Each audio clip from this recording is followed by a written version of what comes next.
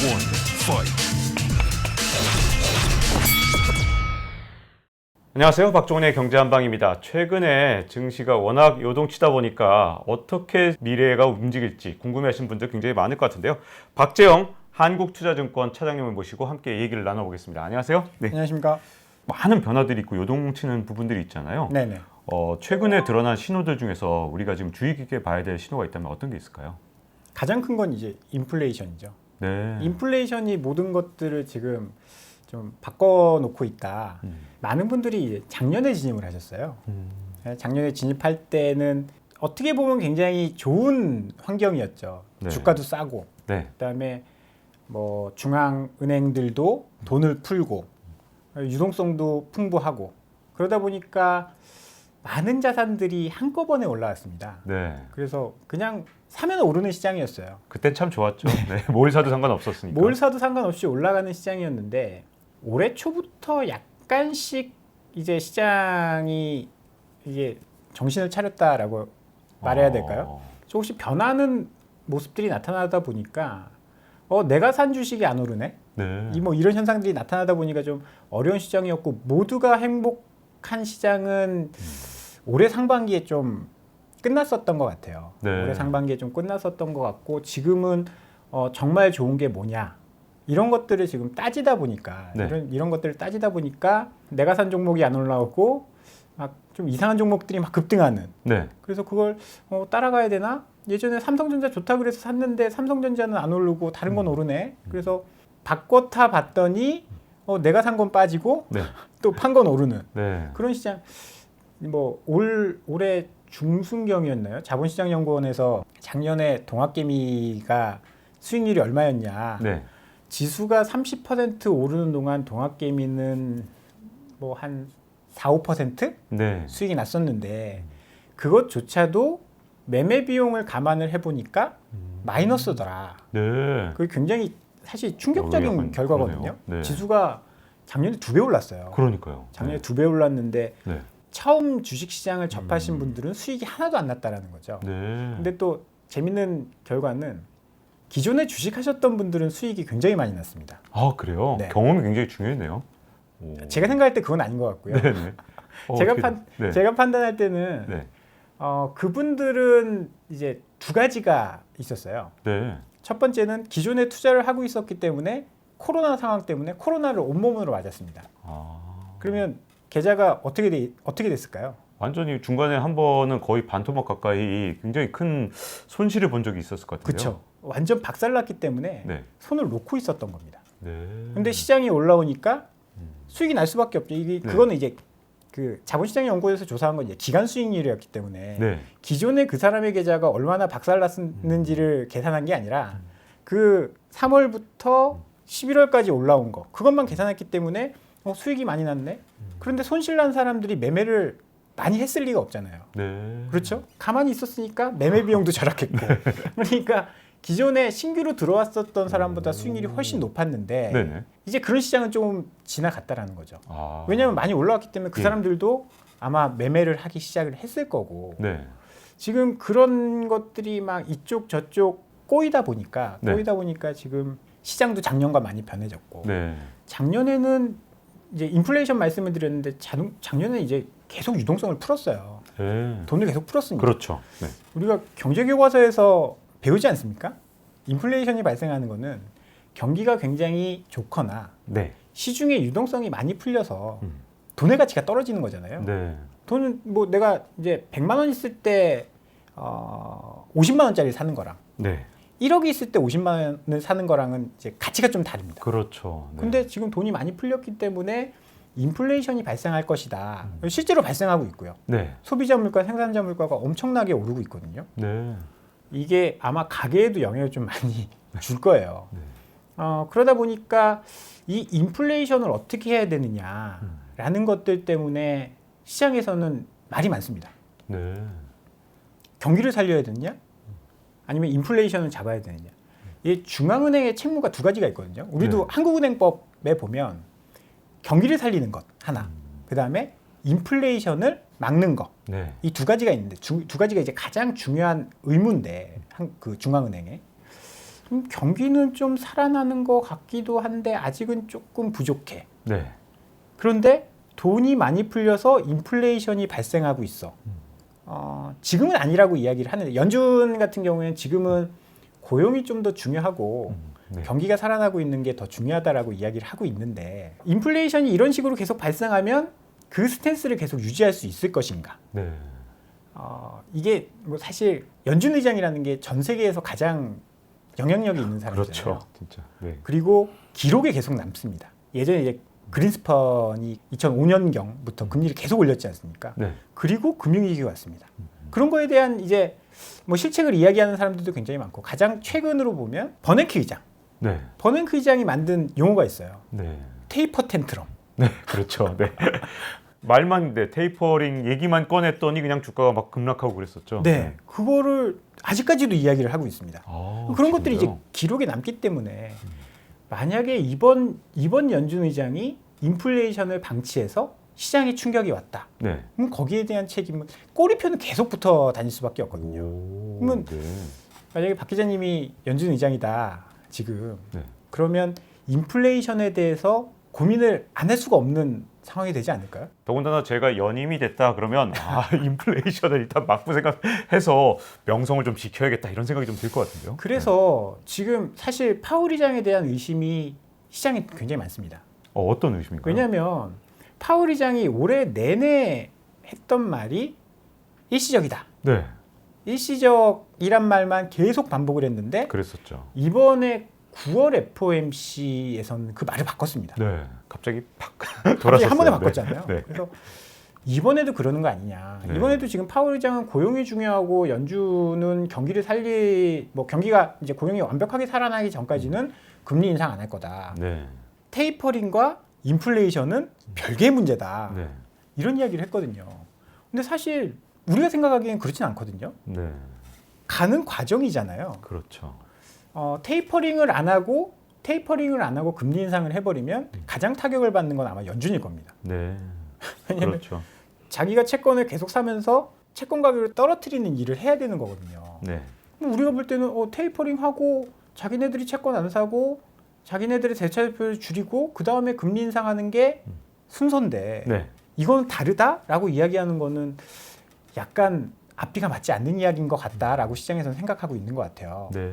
그래서 조만간 또 말 바꾸기를 하지 않을까 연준 의장이 그런 의심을 시장은 하고 있는 거죠. 일단 오늘 녹화 날짜를 기준으로 해서 오늘 새벽에 있었던 일이 파월 의장이 연임이 확정된 다음에 인플레이션에 대해서 이상한 발언을 했더라고요. 인플레이션 대응에 역점을 두겠다. 여기다가 옐런 미 재무부 장관이 파월은 인플레 풍토병이 되지 않도록 할 거다. 이런 헤드라인 제목까지 제가 보면서 갑자기 왜 이렇게 인플레 얘기를 연임 결정되자마자 이렇게 두 분이 열심히 하시는 건가 이런 생각이 좀 들거든요. 이거 뭔가 변화가 있는 겁니까? 이 유튜브죠. 네, 유튜브죠. 뇌피셜 이야기해도 괜찮나요? 네, 물론이죠. 네. 네. 유튜브입니다. 네. 아니 KBS나 이런 공영방송은 약간 좀 무거워져서 마음이. 네. 그래서 제가 생각하는 거는 그렇습니다. 11월 4일 날 바이든이 한번 불렀어요. 네. 바이든이 원래는 이제 10월을 넘기지 않을 거라고 시장에서는 예상을 했었거든요. 네. 이 그러니까 연준 의장 지명을 10월 정도에 할 것이다라고 생각을 했었는데 10월 이전에 할 것이다라고 예상을 했었는데 그게 계속 밀려왔었죠. 그리고 11월 4일 날 브레이너드 이사와 네. 파월을 함께 부릅니다. 바이든. 네. 그리고 그 이전에 미국의 CPI가 발표되는데 제가 정확한 수치가 기억 안 나는데 6.2%? 네. 네. 어마어마한 수치가 나왔어요. 네. 그리고 바로 바이든 대통령이 했던 이야기. 바이든 대통령은 당연히 내년에 중간 선거가 있고 하니까 정치적으로 인플레이션이 가장 무서울 수밖에 없거든요. 그렇죠. 두 명을 불러서 무슨 이야기를 했을까요? 바이든 대통령은 물가 잡아라. 그 국민들이 얘기를- 힘들어한다니까 이렇게 그렇죠. 얘기하지 않았을까요? 그 얘기를 하지 않았을까요? 네. 그리고 이게 굉장히 어떻게 보면 파월 의장한테는 쪽팔린 일이거든요. 네. 왜냐하면 브레이너드 연준 이사랑 둘이 같이 불렀어요. 그게 또 언론에 공개가 됐고. 네. 그러면 저울질하고 있구나라는 것이 당연히 파월 의장이 연임하는 것이 아니라 너 잘못하면 예로 바꿀 수 있어. 이거를 계속 암시를 하고 있었거든요.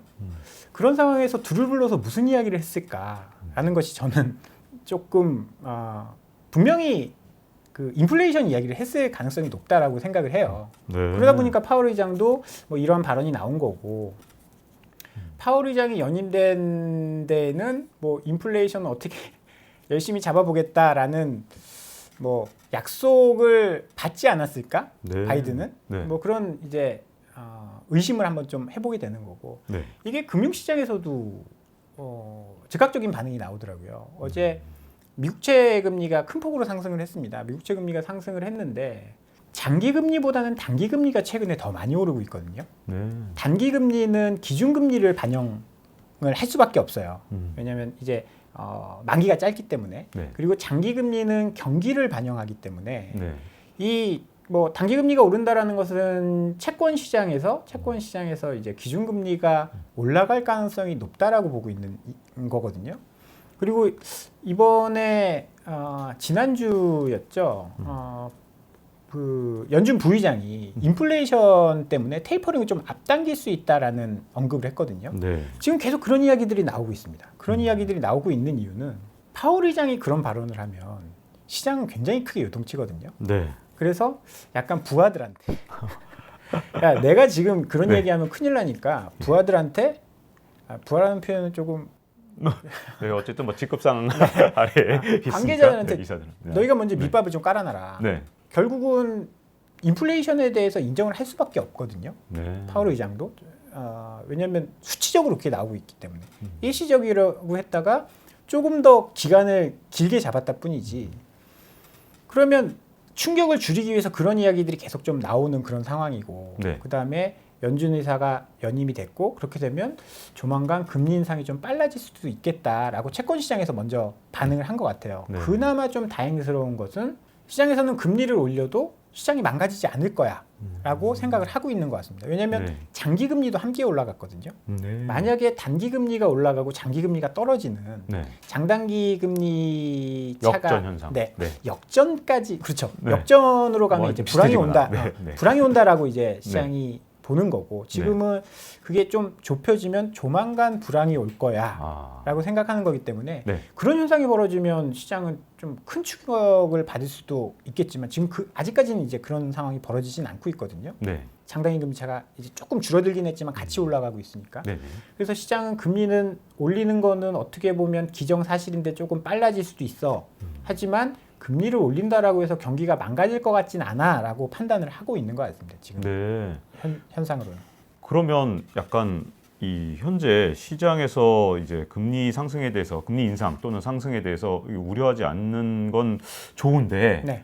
진짜로 인플레이션과 금리 인상에 대해서 걱정 안 해도 되는 게 맞는지 아니면 금리 인상을 시작하고 나면 금융시장에 이게 영향을 미칠지에 대해서는 어떻게 생각하시나요? 저는 단기 충격은 있다라고 보고요. 장기적으로는 크게 영향은 없다라고 봅니다. 왜냐하면 과거에도 금리 인상 시기에 시장이 망가진 경우는 없었거든요. 그러니까 네. 과도하게 올라서 그게 터진 경우는 있긴 했었어요. 2008년도 금융위기 때. 네. 그때는 1년에 거의 매번 FOMC 할 때마다 금리를 올렸었거든요. 네. 그게 이제 좀 과했기 때문에 시장이 문제가 된 거지. 지금처럼 1년에 한두 번 올릴 거야 라고 하는 시점에는 사실 금리를 올린다라는 거는 반대로 얘기하면 경기가 좋다라는 이야기거든요. 네. 경기가 좋다라는 이야기이기 때문에 지금 당장 큰 충격은 없다. 뭐 내년에 2번 올리고 내후년에 2번 올린다라고 하더라도 미국은 지금 1%뿐이 안 되는 상황이거든요. 그렇죠. 네. 근데 그거 가지고 시장이 망가진다라고 보는 건 너무 과도한 우려고 일단은 많이 풀어놓은 유동성이 줄어들기 때문에 단기 영향은 있을 겁니다. 네. 심리적인 충격. 그런 것들 때문에 사실 내년 증시를 예상을 할 때는 그렇잖아요. 경기도 좋고 돈도 많이 풀 때보다는 네. 약간 탄력은 줄어들 수 있다라는 정도로 시장을 보는 게 맞을 것 같고요. 네. 금리 인상하니까 시장 끝났어. 이거는 경제학 교과서에나 나오는 네. 현실과 이론은 약간 다르거든요. 네. 뭐 그런 이제 저는 기우다. 네. 그 정도로 좀 봐야 될 것 같습니다. 먼저 미국하고 한국을 좀 나눠서 먼저 네. 미국부터 좀 여쭤보고 싶은데 금리를 인상해도 문제가 없었을 때는 이제 예를 들어서 2015년 같은 경우에 이제 워낙 오랜 세월 동안 이제 2008년부터 글로벌 금융 위기부터 시작해서 2014년까지 굉장히 오랜 세월 동안 이 일종의 경제가 뭐 딜레버리징도 일어나고 그 사이에 경기도 살아나고 진짜 오랜 시간이 있었잖아요. 근데 이번에는 이 불황이 온 다음에 굉장히 빠른 속도로 회복한 장점은 있지만 너무 빨리 금리 인상이 시작돼서 그때하고 좀 다를 것이다라고 보는 사람도 있더라고요. 이건 어떻게 보시나요?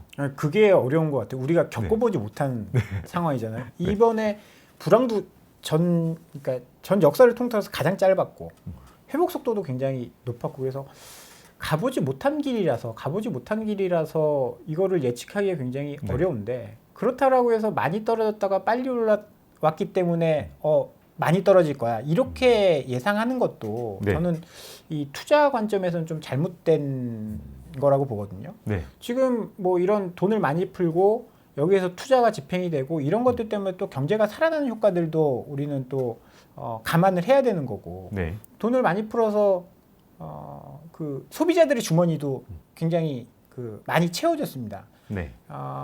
미국의 예금률이 지금 역대 최대치로 네. 올라가 있는 상황이거든요.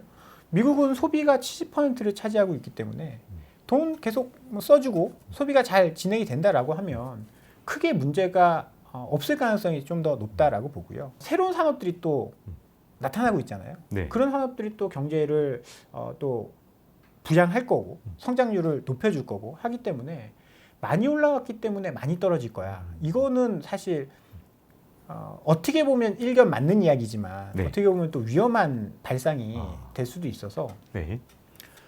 무턱대고 많이 올라왔기 때문에 떨어질 거야. 이것보다는 상황이 어떻게 흘러가는지를 좀 먼저 면밀히 체크를 해볼 필요는 있을 것 같아요. 미국도 네. 역대 가장 높은 성장률을 지금 최근 들어서 가장 높은 그렇죠. 성장률, GDP 성장률을 보여주고 있는 네. 그런 상황이고 기업들의 실적도 굉장히 좋거든요. 네.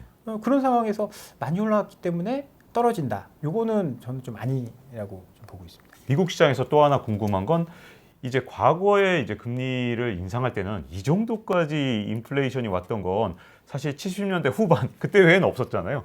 근데 그 전에 이제 경기 불황이 온 다음에 또는 침체가 온 다음에 이제 오랜 세월에 걸쳐서 물가도 안정적인 상태에서 금리를 천천히 올렸던 시기에는 괜찮은데 이번에는 이제 말씀하셨던 것처럼 인플레이션에 대한 우려가 이전과는 다르고 실제로 나온 데이터도 이거 6.2% 금리가 오른 건 이거는 뭐 몇십 년 만에 최고치다 이런 상태에서 금리를 올리기 때문에 또 과거와는 다를 수 있다 이런 또 견해가 있더라고요. 이건 또 어떻게 보십니까? 너무 이게 어려운 일인데 이게 네. 정말 처음 있는 인플레이션이고 그렇죠. 최근 들어서 돈을 풀어서 네.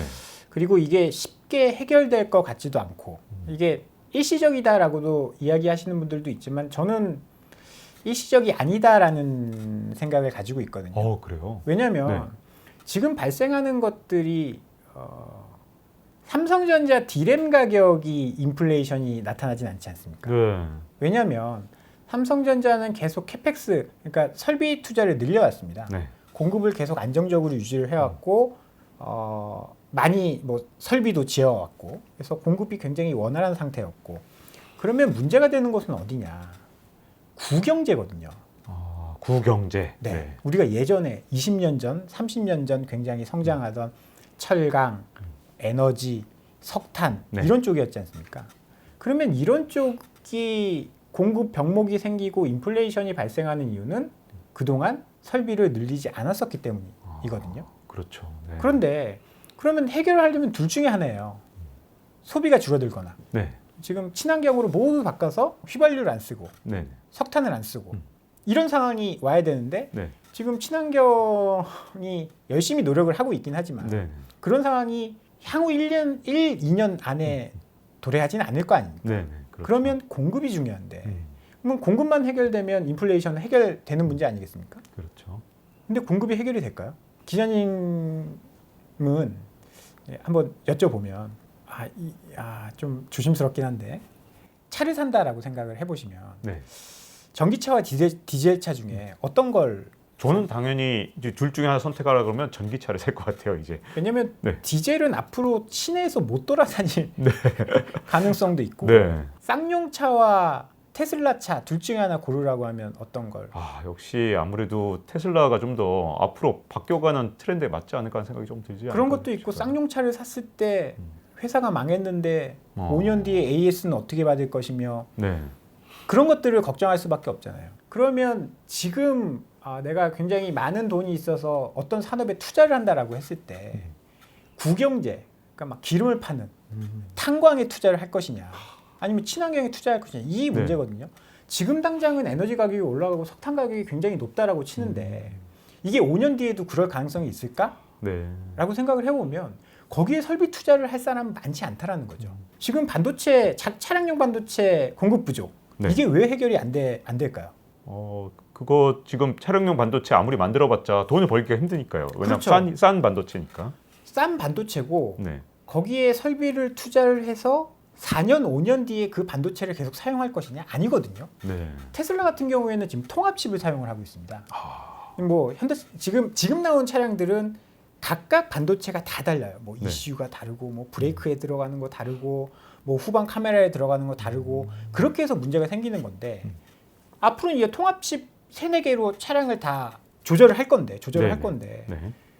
5년 뒤에 사라질 반도체에 지금 설비 투자해가지고 공장 짓고 뭐 하고 그렇게 할 사람이 없다라는 거죠. 그렇죠. 그러면 쉽게 해결될 문제는 아니다라고 봅니다. 수요가 감소하거나 공급이 늘어나야 되는데 네. 지금 상황으로 봤을 때는 수요는 좀 탄탄한 상황이고 지금 뭐 많이들 공급발 인플레이션이다라고 하는데 수요도 지금 살아나고 있거든요. 그러면 공급발 인플레이션이 해결되려면 수요가 남아있는 상황에서 공급발 인플레이션이 해결되려면 공급을 늘려야 되는데 이게 가격이 올라간다라고 해서 근시안적인 것만 보고 설비 투자에 늘릴 것이냐? 지금 당장 유가 문제만 보더라도 아니 지금 가장 급한 건 바이든이잖아요. 네. 바이든 대통령의 그 지지율이 40%까지 떨어졌고 네. 여기서 미국은 휘발유가 없으면 안 되는 나라인데 그렇죠. 차를 엄청 많이 모니까 휘발유 가격이 뭐 4달러 이렇게 올라가 버리면 내년 대선이 당장 문제가 생기는데 그렇죠. 그러면 바이든 대통령이 할 수 있는 거는 전 세계에서 미국이 가장 기름을 많이 생산해요. 그렇죠. 네. 산유량 1등 국가입니다. 그런 나라가 지금 유가 올라가는 거 걱정하고 있다? 이건 말이 안 되잖아요. 네. 기름파, 땅파, 미국에서 리그수가 생각보다 많이 안 늘어나고 있어요. 리그라는 거는 이제 땅에 구멍을 뚫어서 네. 기름을 캐내는 설비를 이야기하는데 네. 유가가 70불, 80불 이렇게 가고 있는데 미국의 리그수가 안 늘고 있습니다. 생각보다. 네. 이게 의미하는 바를 한번 생각을 해봐야 된다는 거예요. 네. 투자해봤자 별로 큰 돈을 못 벌 것 같다 이런 생각이 좀 있는 건가요, 이것도? 그렇죠. 당장은 뭐 그럴 수 있겠지만 4년, 5년 지나서 그걸 다 회수할 수 있을까? 여기에 대한 의문이 있는 거죠. 네. 그리고 뭐 민주당 같은 경우에는 친환경 많이 외치고 있기 때문에 네.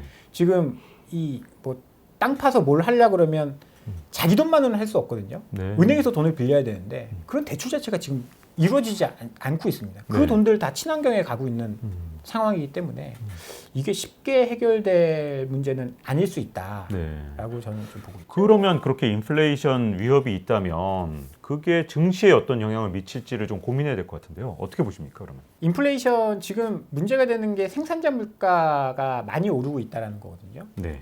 이게 좀 걱정이에요. 생산자 물가가 올라가서 이거를 가격에 전가시킬 수 있느냐 없느냐. 그래서 올 초에는 가격에 전가시킨 업종들이 급등을 했습니다. 대표적인 게 이제 철강이죠. 철강이 뭐 후판 가격 이런 것들 올리면서 뭐 포스코라든지 동국제강 이런 포스코가 어마어마한 실적을 기록을 했어요. 그러면서 주가가 엄청 많이 올랐거든요.